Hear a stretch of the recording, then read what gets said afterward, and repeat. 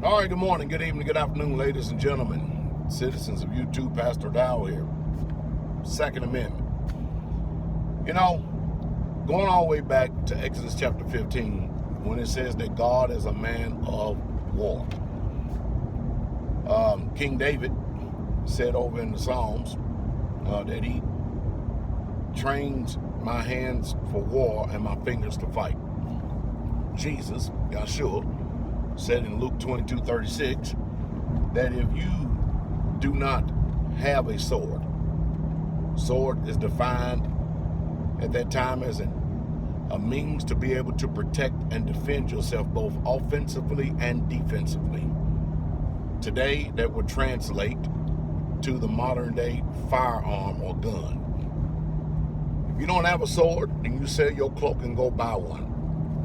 It is amazing how that a woman armed with one gun can control 50 men. In other words, all power, every bit of it, every single bit of it is always controlled by the barrel of the gun. With that said, the right to keep and to bear arms shall not be infringed.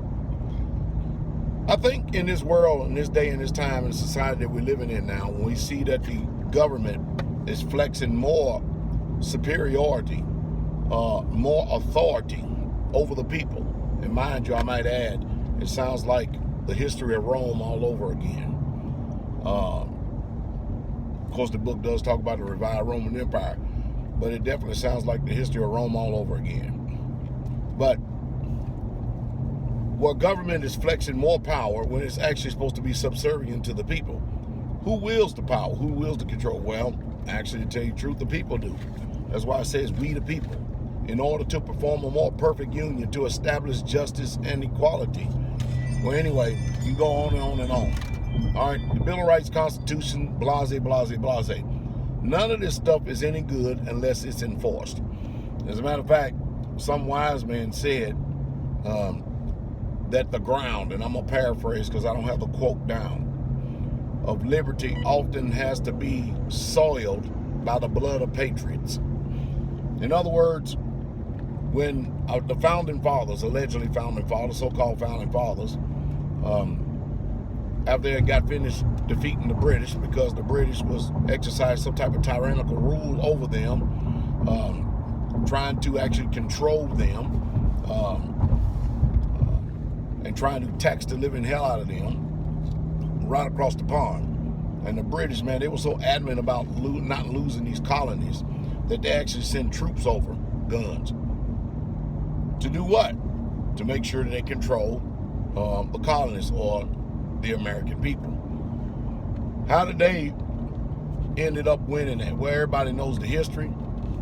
Everybody had guns, and everybody had armed militias.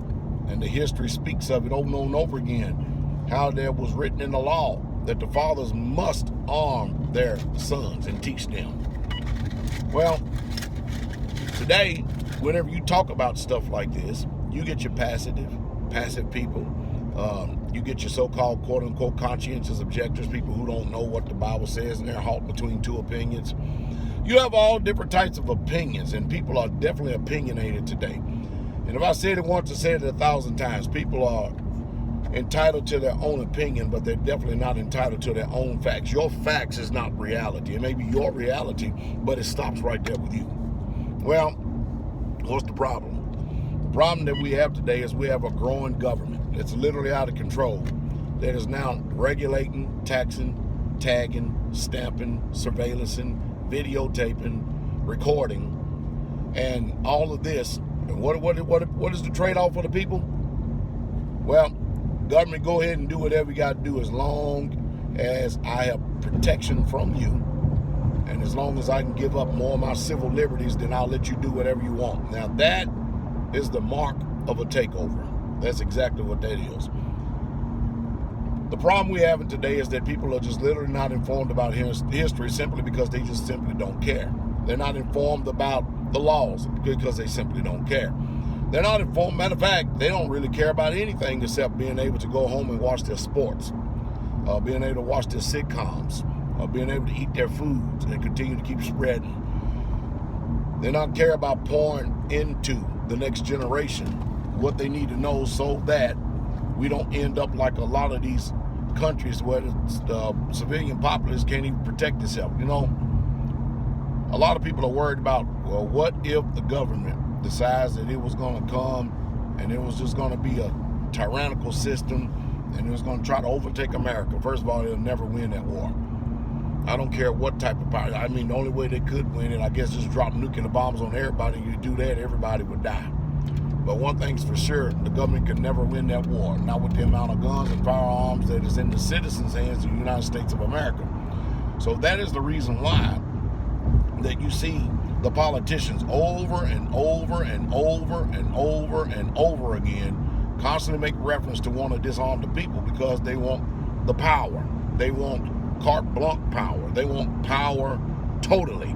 And you know just as well as I do that power corrupts, and absolute power corrupts absolutely. And they want to be able to march on to everybody's house. Forget the Magna Carta, forget everything. They want to be able to confiscate and do whatever the hell they want. Yes, they do.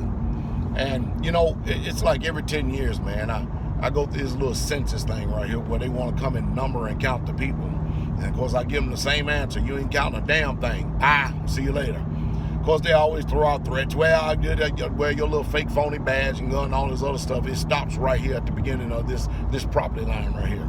So have a good day or take a long walk off a short pier. And so they gone. And it's amazing how that no matter whatever you believe in religion, and that's what people call it today. I just use that term. Because you remember what happened to King David when he started numbering the people? Then the Most High asked him to take one of the three choices after sinning against him and end up killing 70,000 of his people simply because of disobedience. Now, and then what else did the communists do? Well, they took the census just to be able to determine how many people were possessing firearms. See, they always got something undermining it going. But if we in this generation do not teach our children about the Second Amendment, do not train the next generation about the Second Amendment, and inform them what the Constitution is all about. Now, don't get me wrong. I mean, I am under no illusion whatsoever at all. I don't have no hope in anyone out here in this country except the people that I know for sure and the ones that listen to me and the ones that actually follow the direction that I put out. Believe me, I don't. Because for the most part, Americans are passive. They're passive. They are very apathetic. They're very complacent. They're very lethargic.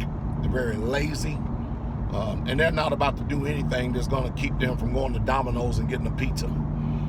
I promise you that. We can't disturb that. And they damn sure ain't going to do nothing that's going to keep them from having the internet. Do you know that the internet is actually, people spend more time on the internet than they do the TV? Anyway, I digress. So let me get back on. But the Second Amendment is there for a reason. The Second Amendment actually ensures that all the other amendments, as well as the Constitution, is protected. I'm amazed at today how that it always comes up. Mass shooting. Well, every time you turn around, what's the first thing? Guns. They never said nothing about that guy running around here stabbing people with knives, ban all knives. They never said nothing about them people in Virginia running over people with cars and killing them, ban all cars. Not going to happen. Ban trucks. I mean, any weapon whatsoever at all. It's all about power. Power. Make no mistake about it. The gun is the power. Yes, it is too. The gun is the power. I have seen stories. I've heard of stories being told. See, it's a little bit different out in rural areas. Most sheriffs, deputies, and most police officers in the rural areas, believe it or not, at least I know for sure where I live, and I live in the country, they actually love the fact that you carry a firearm. And as a matter of fact, there are cops that actually own the gun store that's in my small town. They actually own it. But they are ecstatic, elated about you being armed. And they actually said, thank you for being armed. course, they always tell me, thank you for being armed, thank you for your service to our country, and all this other good stuff. You know what I mean? The patriotism stuff. But anyway, you need to educate yourself. Don't take these moves, these passives that says, well, the Most High is going to be the one protecting, okay? When the Most High is going to be the one protect you. When that bullet get in your head, talk to the Most High about it.